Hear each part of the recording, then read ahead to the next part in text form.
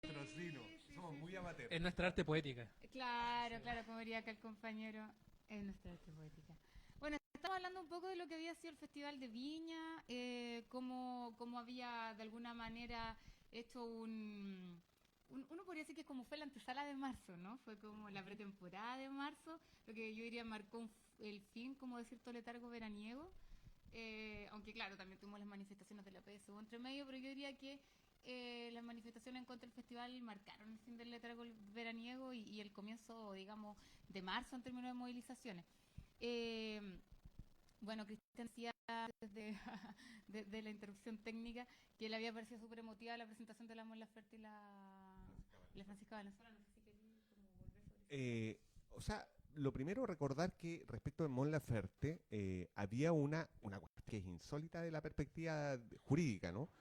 Cuando Mon Laferte hace unas declaraciones en un canal norteamericano, ella dice algo así como que el metro lo habían quemado los carabineros. Ujú. Producto de esa declaración, los carabineros, en vez de hacer lo que debería hacer si se sentían tan ofendidos, que era presentar una denuncia por un eventual delito o una querella, ofician al fiscal nacional para que ordene diligencia. Ujú. O sea, eso ni un estudiante de derecho lo hace.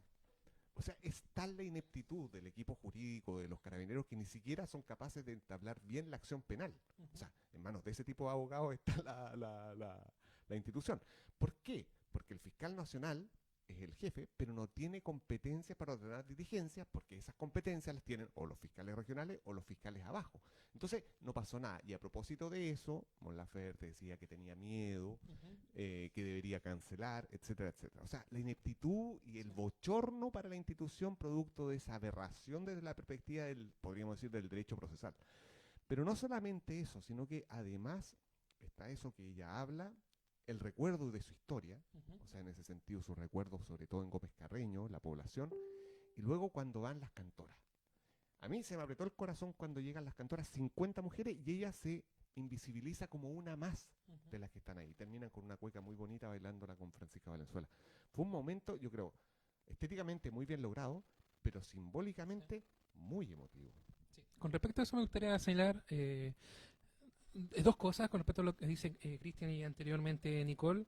Eh, Voy a partir por lo segundo, que precisamente lo último con lo que terminaba Cristian, esa imagen que nos regaló el show de Mon Laferte el segundo día del festival, que precisamente nos muestra una de las cosas de por qué el festival fue o se mostró como tan potente en términos simbólicos, porque precisamente regaló algunas imágenes y consignas bien potentes para las disputas actuales, ¿no? Como esa, precisamente, sobre todo en el ámbito feminista.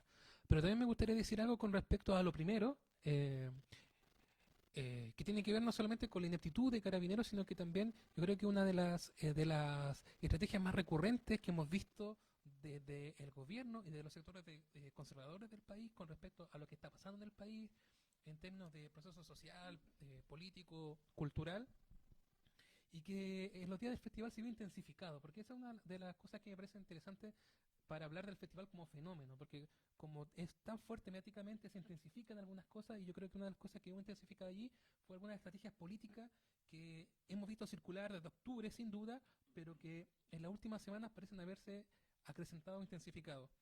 Eh, y eso que señalaba Cristian y que hemos visto diariamente en la prensa, me gustaría pensarlo desde la idea del complot, ¿no? Yo creo que una de las estrategias que ocupa burdamente el Estado, el gobierno más bien, el gobierno y algunos sectores políticos conservadores, guarda mucha relación con la noción de complot.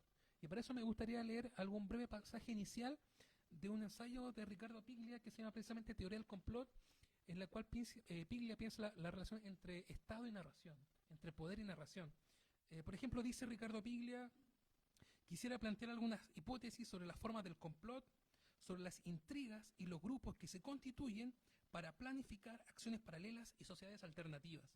En principio, el complot supone una conjura y es ilegal porque es secreto.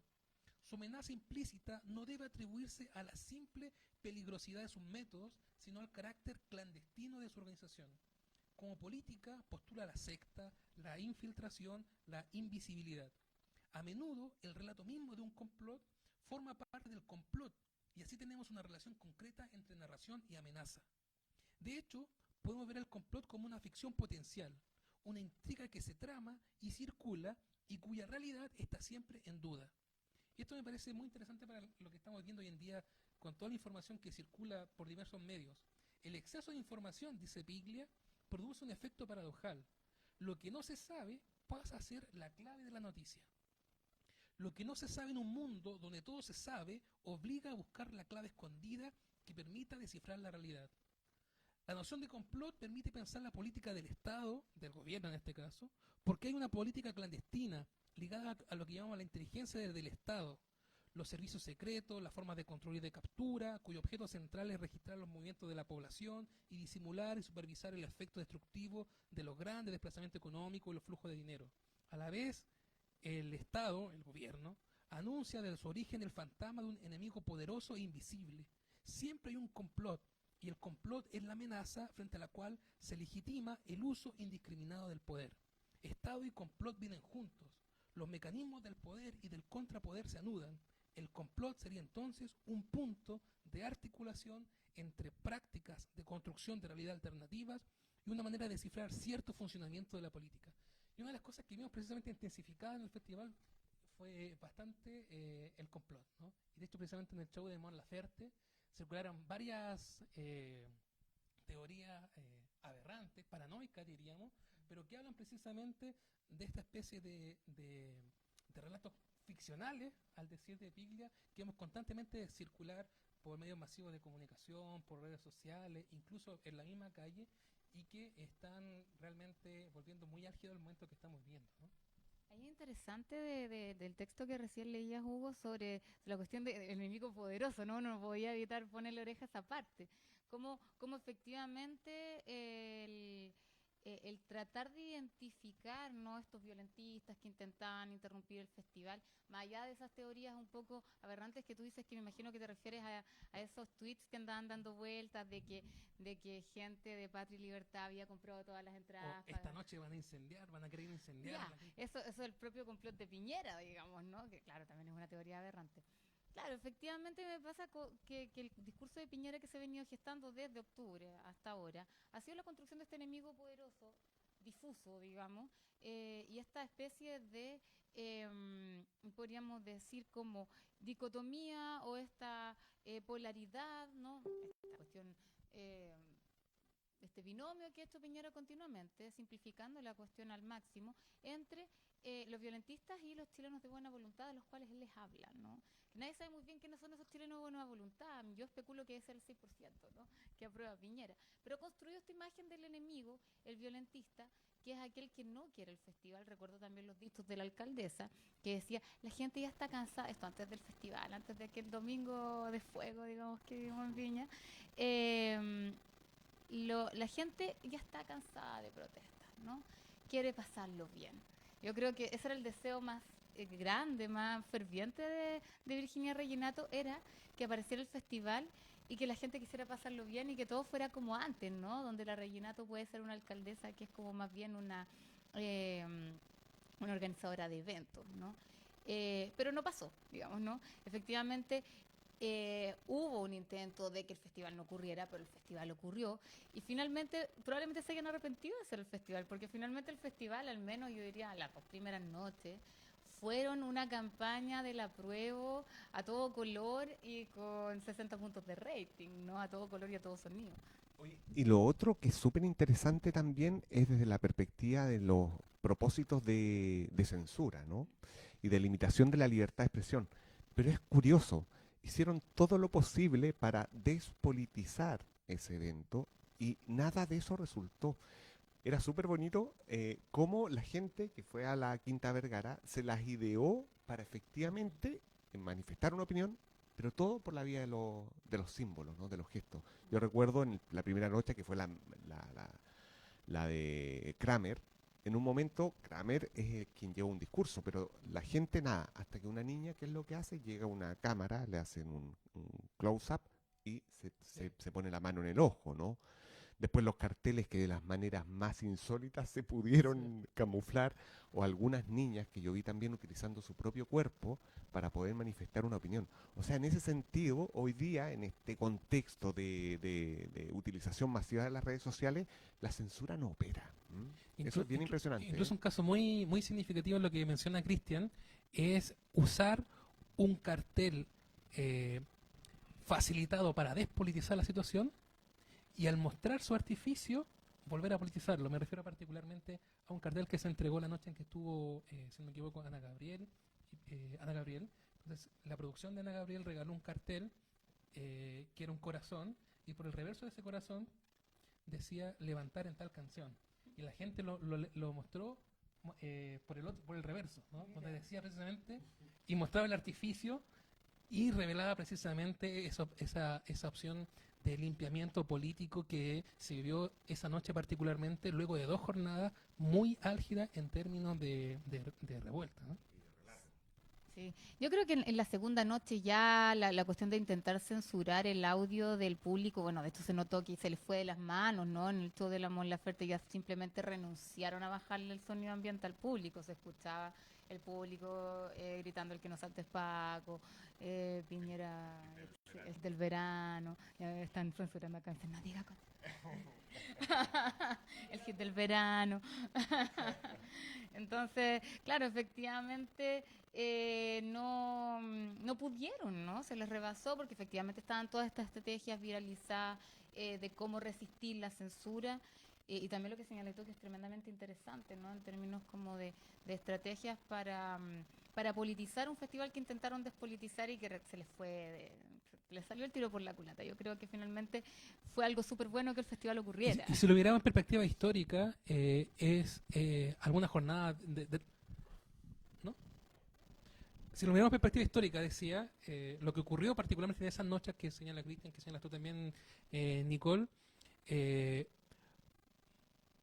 muestra la operación de política que ocurrió con el festival en la década del 70 y del 80 particularmente, ¿no? Donde precisamente el festival se levanta como una operación para volver a cubrir con un manto todas las atrocidades que se están ocurriendo en aquel momento, ¿no? Y hay algunas imágenes realmente icónicas en ese sentido, fundamentalmente con Pinochet y Lucía Iriar visitando la Quinta Vergara, etcétera, ¿no? Yo creo que muchas de esas imágenes que el festival nos ha legado de una política realmente muy recalcitrante en términos conservadores y hasta fascistas, fueron contrarrestadas por algunas de las imágenes que hemos vivido en los días anteriores. Ahora, lo otro que también ha sido como bien impresionante es cómo termina el festival el día domingo, con unas declaraciones del presidente que son francamente irresponsables, ¿no? El contexto que está, de nuevo, tratando de acercar la imagen presidencial a un vecino cualquiera, creo que está relacionado con el inicio de la jornada escolar, el bono marzo. Entonces va y llevan al presidente a una familia en un sector en Santiago y empieza a conversar con los vecinos. Y de nuevo el mismo relato de octubre. O sea, ¿cómo no se dan cuenta o alguien le dice que si él lo cree, por último que lo omita? Uno, que han intentado quemar gente con hospitales con gente adentro o iglesias. Y ahí saca esa famosa declaración, que es de una responsabilidad, porque si fuese cierto, el festival no debería haber sido cancelado la última noche, que dice, y más encima quieren incendiar la Quinta Vergara. O sea, si lo dice el presidente de la República, que es la máxima autoridad del país, lo mínimo es cancelar una actividad ante tremenda amenaza. ¿Qué es lo que hay detrás? Que efectivamente la desconexión que existe, no sé si del presidente o de su equipo o del gobierno con lo que está ocurriendo realmente, es francamente demencial. Y ahí el deseo y el intento, ¿no?, de construir este enemigo, de polarizar digamos, al movimiento social, o de meterle miedo a la gente menos politizada pero que simpatiza con el movimiento, está más allá de cualquier sensatez, porque son francamente declaraciones súper insensatas las de decir si no se tienen pruebas. Además, incluso si se tuvieran, ¿no?, decir esa cuestión abiertamente, yo diría que va contra cualquier estrategia, ¿no? Lo que quieren es darle visibilidad, y que es súper poco prudente. Y eso mismo volví a insistir luego en el cambio de mando del presidente de Uruguay el día de ayer o anteayer. de nuevo, la cuña esa de los hospitales con los Pero pacientes. si lo había dicho antes, no sé qué, en qué televisión internacional, poco más en la BBC, que decía que los mapuches quemaban iglesias con niños dentro. Y lo otro que, Lo único que han tratado de quemar iglesias con gente dentro del hermano del concejal de Renovación Nacional, si o sea, mal y no ante las recuerdo. manidas, ¿Ah? esas manidas de declaración, a mí lo que me impresiona es que la pregunta que viene es, ¿cuáles son los antecedentes que usted tiene? Y ningún periodista logra poner en aprietos al presidente con una pregunta, con una pregunta que apele a la responsabilidad. O sea, si él le está diciendo y repitiendo como un mantra una afirmación durante tantos meses, bueno, de una vez por todas muestra los medios de pruebas que tienes para hacerte cargo de esa afirmación, pues. Una de las maneras de entender esa paranoia detrás de las opiniones, de las expresiones de complot, literalmente, que hacen los personeros de gobierno, es que yo creo que se puede entender como que se están preparando para distintos escenarios, ¿no? Un escenario que empuja precisamente este tipo de declaraciones paranoicas es, hay una situación de violencia que hace inviable el proceso político del plebiscito y lo que sigue en abril y el consecuente proceso de fin de año, ¿no? Otra situación posible precisamente es intensificar esas posiciones de cara a disputar los votos en estas instancias que se proyectan. En fin, yo creo que es una de las ventajas que tiene estas operaciones, estas opiniones paranoicas, ¿no? Son tan disparatadas, ¿no? Que pueden servir para varios escenarios. Y yo creo que una de las cosas que están pensando precisamente desde el gobierno es pensarse en distintas situaciones que pueden ocurrir acá en los próximos meses. Bueno, sí, efectivamente, lo que, en mi opinión, ¿no? Y yo creo que es una cuestión bastante evidente a esta altura. No hay nada de sensatez en las palabras de Piñera. Cristian hablaba de una desconexión evidente, ¿no? Y es en parte esta desconexión, yo diría, sobre todo de Piñera, respecto de cualquier sensatez, respecto a cualquier estrategia. A mí me da la impresión, y se lo he escuchado a alguna gente, que Piñera no escucha a nadie, ¿no? Ahora a mí me sorprende que Blumel le haya seguido la corriente sin cuidar tampoco su escaso capital político, siguiendo la corriente a Piñera en una aberración de ese tamaño, ¿no? Porque en otros momentos gente de su mismo sector le ha quitado piso a esas declaraciones aberrantes, digamos, ¿no? Claro. La ministra Pla hoy día trató de explicar la aberración de la declaración de Piñera a propósito de la promulgación de la ley Gabriela. Y la ministra Pla viene a explicar lo inexplicable, pero bueno, por último, para salvar los muebles. Es que la van a interpelar mañana, bueno, eso vamos a hablar después, ¿no? Entonces le deja un súper mal piso esas declaraciones, o sea, usted es parte de un gobierno que piensa esto, ¿no? O sea... Y precisamente de esas declaraciones, esos temas, más bien vamos a hablar en el segundo bloque, previo a escuchar decía que precisamente de esos temas vamos a hablar en el segundo bloque, pero antes vamos a escuchar a Evelyn Cornejo y su canción La Chusma Inconsciente. Y el mundo está como está, porque todos tienen mala voluntad. Y el mundo está como está, porque todos tienen mala voluntad. Y el mundo está como está, porque todos tienen mala voluntad. Y el mundo está como está, porque todos tienen mala voluntad. Somos la chusma inconsciente, incapaz de tener opinión. Somos la chusma inconsciente, incapaz de tener opinión. Somos la chusma inconsciente, incapaz de tener opinión. Somos la chusma inconsciente, incapaz de tener opinión. Somos los mal hablados, los mal pensados, los mal vestidos, los mal portados, los que queremos librar al gato que está encerrado. Somos los rotos de mierda, de piel morena y la cabeza negra. Somos los resentidos, Tiene que ser así. fumamos pito y nos gusta el vino. Soy descendiente de los pelientos, con la cebolla nuestro aliento. Nos reproducimos como la callampa, mira mi vientre como se levanta. Soy descendiente de los populachos, mujer caliente y de hombre lacho. Es por eso que ahora en la calle haciendo desorden anda tanto guacho. Somos a quienes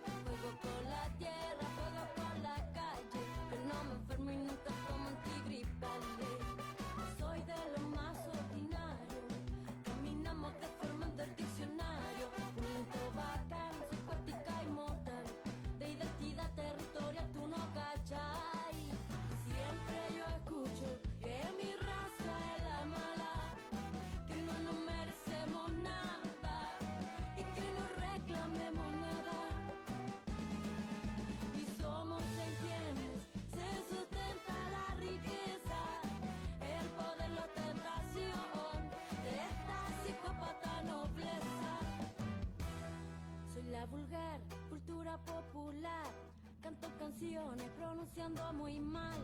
Soy panfletaria, canción contestataria, porque la música oficial no acepta críticas sociales. Soy panfletaria, canción contestataria, la canción negra de puro sufrimiento, por este pueblo sin reconocimiento. Canción de calle, de micro y de mercado, el ignorante feo siempre la ha mirado. Somos a quienes le negaron la cultura, es por eso que yo ahora te compongo esta basura. Somos a quienes nadie les habló del arte, es por eso que yo ahora te compongo este desastre. Nuestra versión no está en los diarios ni en la tele, pero la encuentra de mil colores en las paredes. Criminalizan si te pones a pensar. Somos delincuentes para la cultura oficial. Nuestra versión no está en los diarios ni en la tele, pero la encuentra de mil colores en las paredes. Criminalizan si te pones a pensar. Somos delincuentes para la cultura oficial.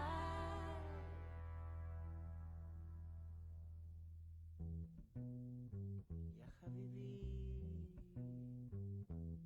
hay voluntad para dejarnos en el hoyo, sumergidos en la rabia y en el odio, pero tenemos fuerza y creatividad para escapar y encontrar libertad. No estamos solos, somos una sola voz, desde el Gualmapu hasta Burkina Faso. Soy el chicano, la palestina, el africano, el terrorista, la zapatista, el desplazado. Soy yo. Como está, porque todos tienen mala voluntad. El mundo está como está, porque todos tienen mala voluntad. El mundo está como está, porque todos tienen mala voluntad. El mundo está como está, porque todos tienen mala voluntad. Porque todos tienen mala voluntad. Porque todos tienen mala voluntad.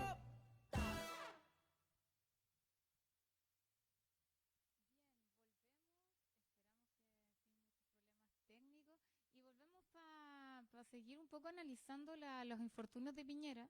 Ahora, no en torno a la Quinta Vergara, sino en torno a sus dichos respecto a la promulgación de la Ley Gabriela ayer, ¿no? Donde lo que, voy a parafrasearlo, ¿no? Pero lo que decía nuestro mandatario era que muchas mujeres, o sea, no, que la violencia ocurría no solo por los hombres, sino porque muchas mujeres se ponían en una situación de maltrato, una cuestión así, ¿no? Se ponían en una situación de maltrato.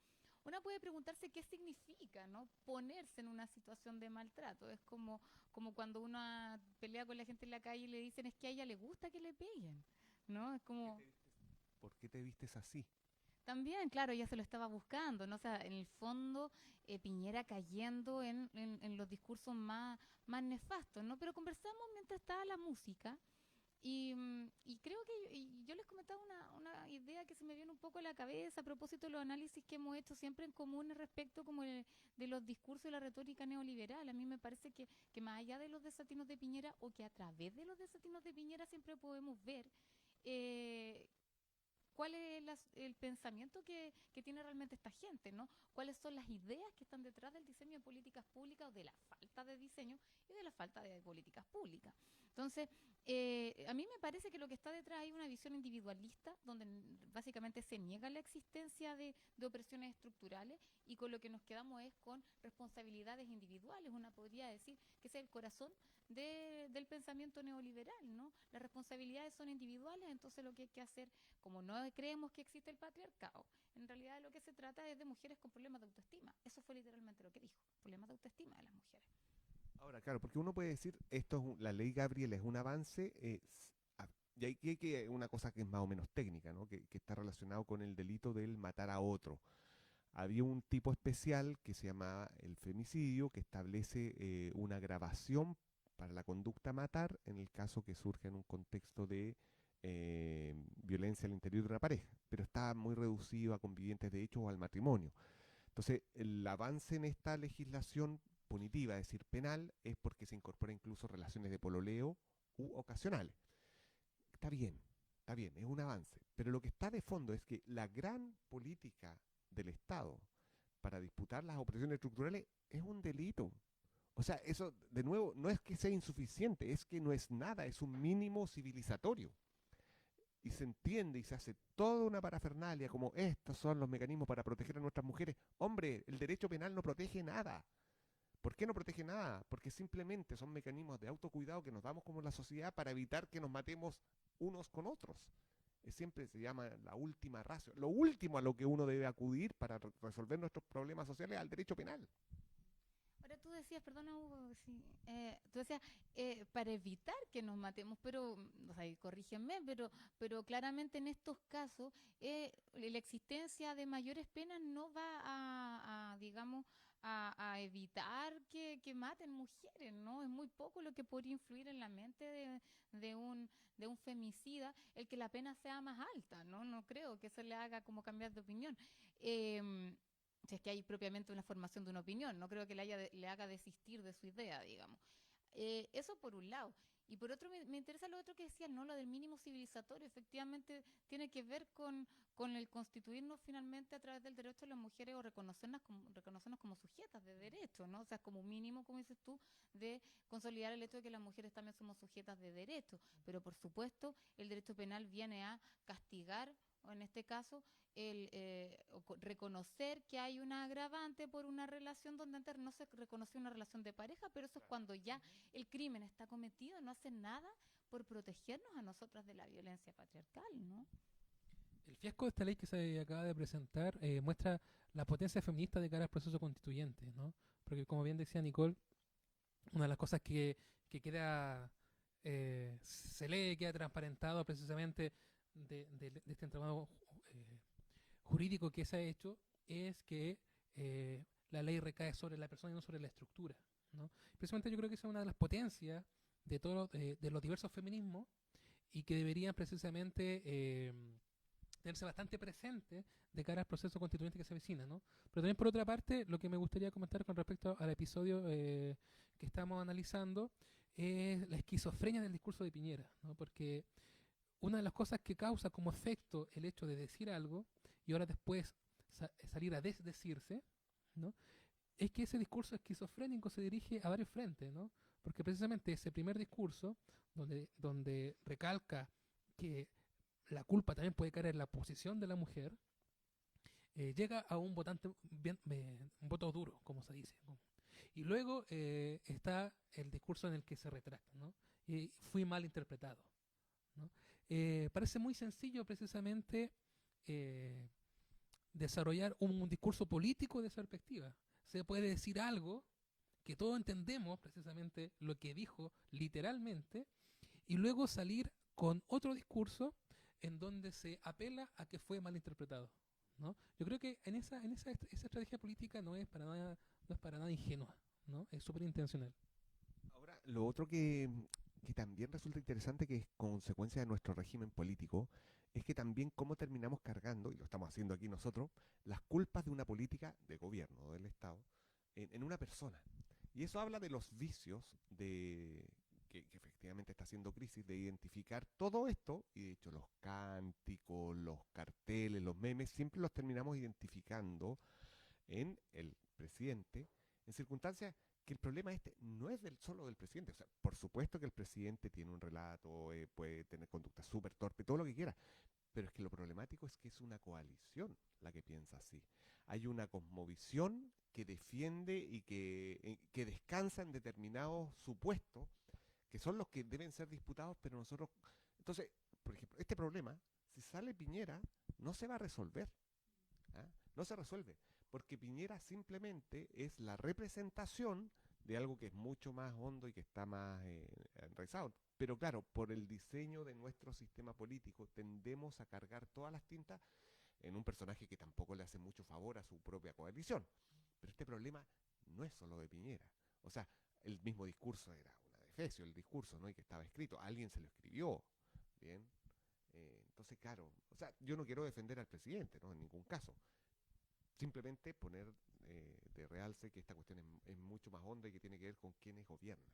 Es importante el punto que menciona Cristian, precisamente porque eh, uno de nuestros compañeros, Jaime Baza, y también en una opinión compartida eh, por otras personas, es que uno de los aspectos fuertes del proceso constituyente que se avecina es que debe desconcentrar el poder, ¿no? Porque precisamente la constitución actual plantea, genera una estructura de poder bastante concentrada. Y podemos ver como caso paradigmático ejemplar lo que decía Cristian recientemente en su comentario, que precisamente desde consignas a, hasta críticas, opiniones, descansen en una figura particular que es la del presidente. Pero es un efecto precisamente de un entrado de poder que está manifestado en la actual constitución. Sí.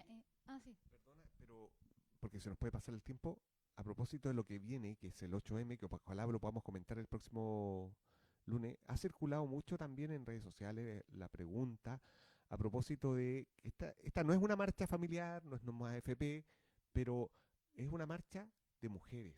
Y eso tal vez podríamos explicarlo, por qué es tan importante que sea una marcha de mujeres y que no nos involucremos los aliades, ¿ah?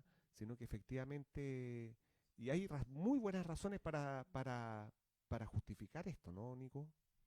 Sí, bueno, yo creo que fue como un poco la discusión de los chats y de los foros feministas durante el verano, lo cual fue un poco triste también porque grupos que eran de apoyo feminista se convirtieron como en un campo de batalla, pero por otro lado está bien, ya que el debate de ideas es súper importante, ¿no? A veces uno quisiera evadir el conflicto, pero en realidad el conflicto es parte de las ideas políticas.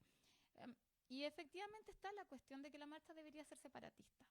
¿Qué significa eso? Que debería ser solo de mujeres y ahí también hay algunas discusiones sobre qué cabe en la categoría mujeres, no solo mujeres cisgénero, dicen algunas, mujeres trans, mujeres y disidencias. Yo soy partidaria de mujeres y disidencias, aunque tengo alguna... Sí. Y cuando habla de mujeres y disidencia, ¿a qué te estás refiriendo? Bueno, me refiero a mujeres cisgénero, mujeres trans, gente queer, género fluido. A mí me genera un poquito más de ruido que haya hombres homosexuales, digamos, cisgénero, porque en el fondo ellos igual dentro incluso de lo que son las minorías sexuales tienen ciertos privilegios, pero tampoco estoy tan segura de excluirlos porque efectivamente ellos también son víctimas de la violencia patriarcal, ¿no? Y yo creo que eso es lo que nos unifica, ¿no? O sea, como sujetas y sujetes víctimas de la violencia patriarcal. O sea, los crímenes de LGBTI-fobia son, y particularmente en nuestra región, son brutales, ¿no? Hoy día mismo, por ejemplo, había un ejercicio que las invito a las chiquillas a hacerlo, que era pon tu nombre en Google y pon Ayada.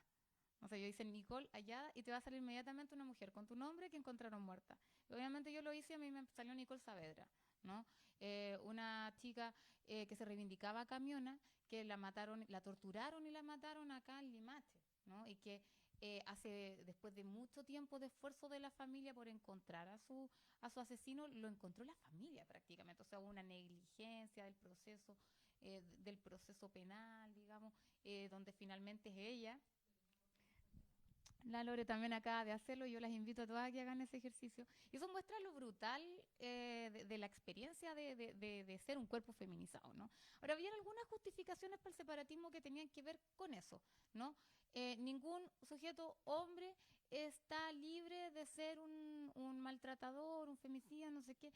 Yo creo que no necesariamente va por ahí, aunque igual hay cuestiones que discutir por ahí, ¿no? De cómo los hombres muchos hombres, ¿no? Parecen más preocupados de si los dejan marchar o no, que de despatriarcalizar sus propios espacios, que yo creo que debería ser el lugar para los hombres que sufren y que se dan cuenta de la opresión patriarcal también, ¿no? Que se dan cuenta de esa opresión patriarcal. Deberían estar despatriarcalizando su espacio y no preocuparse si los dejan marchar o no, digamos. Pero a mí me parece que más que las mujeres no nos queremos encontrar con abusadores, acosadores, ese día, que muchas chicas feministas decían eso, me parece que no es tan buen argumento, porque en el fondo nos vamos a encontrar con ellos en todos lados. No vamos a salir a marchar no sé, el 11 de marzo contra Piñera y sus 2 años de gobierno, y nos vamos a encontrar con esa gente, nos vamos a encontrar con ellos cuando vamos a comprar el pan, ¿no? No es esa la razón, creo yo, ¿no? A mí me parece que la razón es que necesitamos visibilizar la potencia de las mujeres en la calle, ¿no? Y para que eso se visibilice tiene que ser una marcha primordialmente de mujeres, ¿no? Para mostrar cuántas somos, dónde estamos y cómo nosotras ocupamos el espacio, un espacio que históricamente nos ha sido negado. Entonces, que los hombres estén peleando y enojándose porque quieren marchar es absurdo. Deberían estar preocupados de despatriarcalizar su espacio. Y por ahí la Ale González, que le mandamos saludos, que está en Puerto Montt, nos manda algo así. Punta Arenas. Yo siempre confundo, o sea, gente del sur, ódieme. Con P. Putaendo, que están putaendo. Esta metáfora. Nos mandaba un instructivo que es súper bueno también, como para un poco abordar la discusión de una manera constructiva, ¿no? Que tiene que ver con cómo abordamos la cuestión del separatismo. ¿Qué deberían, no? ¿Qué debería hacer los hombres del 8M, no? Lo vamos a leer un poquito largo, pero es como tener a la Ale aquí porque ella lo mandó. Dice, soy hombre, ¿qué hago el 8M? Dice, reúnete con tus amigos y hablen sobre el tema, lo que hablábamos de despatriarcalizar los espacios que uno habita. Si eres papá, encárgate de tus hijos o hijas. Si eres amigo, ofrécete de niñero. Si eres compañero de trabajo, cubre a tu compañera. Si eres jefe, dale el día libre a las mujeres. Si eres profesor, no pases lista ese día. Releva a las mujeres cuidadoras en tu familia. Si tienes una relación con una mujer, ponte a su disposición para que pueda asistir a la huelga y actividades. Si trabajas en medio, promueve que sean tus compañeras quienes cubran la huelga, salvo que estén en paro. Si eres compañero militante, difunde el evento entre mujeres y esta lista entre hombres. Si vas a la marcha, escucha más y habla menos. Quédate en las filas de atrás. No dirijas ni desórdenes. Busca grupos mixtos y respeta a los grupos separatistas. O sea, como última opción, ya, si no tenés de verdad, no hay ninguna mujer a la que vaya a apañar para que vaya a marchar, anda a la marcha, pero quédate atrás. Yo creo que esa es la estrategia, no anda, pero quédate atrás. Y respeta a aquellos grupos de mujeres que quieran estar en espacios separatistas. Ahora, consulta más bien, porque en esta intervención tan bonita de las tesis, en general fue un espacio súper respetado por los hombres. Incluso en Arica hubo mucha utilización de los carnavales de Arica para poder transmitir un mensaje político fue muy interesante, ¿no? Un poco también lo del Festival de Viña. Y hay uno muy interesante de unas mujeres que van bailando, que están vestidas de blanco y que hacen la intervención de las tesis. Y claro, atrás está la banda, que está compuesta principalmente por hombres, que lleva la percusión, y hay una toma que corre en la cámara y los chicos están de pie, en silencio y absolutamente discretos en torno, porque el protagonismo era de las mujeres. O sea, yo la verdad creo que es mejor que uno se quede en casa, porque es una manera, yo creo, de apañar a las mujeres en estos espacios, ¿no? Sin duda, yo creo que el mensaje está claro, ¿no? No solo quedarse en casa cuando niños, los que tienen familia o son otra cosa, sino que es importante recalcar lo que decía Nicole en su discurso, la preocupación de ser despatriarcalizar los espacios en los cuales habitamos, ¿no? Como hombres. Cristian, no sé si quieres decir algo sobre el libro que acaba de ser publicado hace un par de semanas. Bueno, vamos a hacer avisos y después vamos a contar algo más también con Nicole. Aquí hay un libro que se llama, no se alcanza a ver, La Constitución que queremos. Este es un libro que somos editores Juan Carlos Ferrada, Jaime Baza y yo. Está publicado por LOM y salió ahora en enero. Este libro es el fruto de 2 años de trabajo. No es un libro que es producto de la contingencia. No es Big Bang, digamos. No es Big Bang de Mayol. Surge cuando la proceso constituyente era una utopía, ¿no? Exactamente. Y es bien interesante porque este libro está ahí, es un libro que tiene revisión de pares, con árbitros. Entonces, desde que nosotros terminamos el libro, que fue el 2017, hasta que termina siendo aceptado definitivamente, pasa 1 año y medio. 1 año y medio. Y fue aceptado en enero de 2019. Entonces, ya está aceptado, muy bien. Pero ¿cuándo se va a publicar? Bueno, cada 2 meses preguntábamos a la editorial, ¿cuándo se publica? ¿Cuándo se publica? Y cada 2 meses, no, el siguiente trimestre, el siguiente trimestre. La última vez que habíamos preguntado fue en septiembre. Y en septiembre, no, pasó al primer trimestre de marzo. Porque efectivamente, en septiembre, ¿quién de nosotros pensábamos que estaríamos viviendo lo que hoy estamos viviendo? Nadie. nadie. O sea, causas, todas las teníamos claras hace mucho rato, ¿no? Y hemos escrito, desarrollado, pensado, pero el momento no. Y viene esto, y cacha el título, la constitución que queremos. Y ese siempre fue el título original. Y con Jaime lo que hicimos fue pensar la bajada del título, que también es interesante, ¿no? Es propuestas. Propuestas para un momento de crisis Que constituyente. eso es nuevo. No, y lo otro nuevo del libro original es el último párrafo del prólogo, que es una referencia. Y tiene temas diversos que son complejos desde la perspectiva de la Constitución vigente, que yo espero que muera en abril, ¿no? Y hay unos textos que son muy bonitos. Y a propósito del 8M, yo invito a leer especialmente, sobre todo con esto, el paper, el texto de la profesora Yanira Zúñiga, que está en la página 131. Miren cómo se llama. Constitución, Género e Igualdad, sobre la necesidad de redefinir lo público y lo privado en la nueva Constitución. Ese texto, Yanira lo publicó ahora hace poco en Twitter, no sé si por academia.edu. Es un texto a propósito del 8M y a propósito de los problemas constitucionales que hay en la Carta vigente y que deberían abrirse para una futura discusión constitucional. El libro se puede adquirir en todas partes. Yo lo he visto en librería corriente, o sea, no es un libro de difícil pesquisa. Eso. Bueno, excelente. Yo ya sí estoy viendo, pero la Yanira lo subió a... Ah, ya, buenísimo. No, compré el libro. Bueno, tenemos también algo a propósito de esto mismo Entre Manos con Cristian.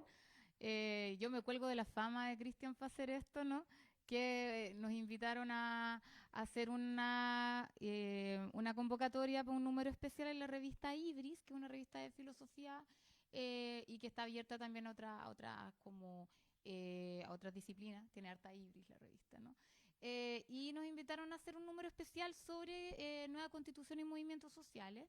Así que tenemos esta convocatoria que estamos prontos a lanzar. Yo creo que la podemos lanzar también por las redes de Comunes cuando esté ya aprobadita por las editores de la revista. No sé si queréis agregarle algo más hot a la convocatoria. Bueno, con Nico acabamos de hacer ¿cómo se llama? La invitación para escribir. Y lo interesante es que es un texto académico, pero también situado en un determinado contexto espacial, que es Latinoamérica. Entonces, en ese sentido, no solamente es reflexionar sobre lo que nos toca vivir de una manera local, sino que como esta apertura a cómo podemos también aprender de interesantes procesos de disputa que han ocurrido en América Latina, sin perjuicio que en estos momentos esos procesos están siendo remecidos nuevamente por las fuerzas poderosas que intentaban disputar. Sí, pues efectivamente estamos también en un momento como en un punto de inflexión para América Latina, en un momento interesante, podríamos decir, para América Latina en términos del futuro, el porvenir de esos procesos constituyentes también. Ahora, pero hay una cosa interesante de nuevo en América Latina, dos cuestiones. Uno, se está discutiendo hoy, estos días, con mucha polémica en Colombia, la ley de despenalización del aborto.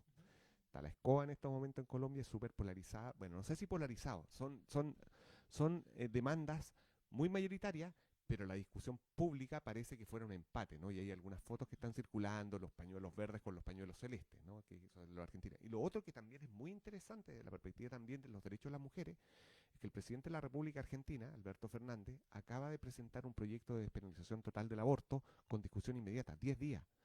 Algo que era impensable hace un año, ¿no? O sea, cómo efectivamente las fuerzas contrahegemónicas o sea, no sé si son contrahegemónicas, pero cuando ciertos discursos que intentan rascar la hegemonía con la potencia de una movilización social, porque esto no es fruto de un gobierno, esto es fruto de la movilización de las mujeres argentinas.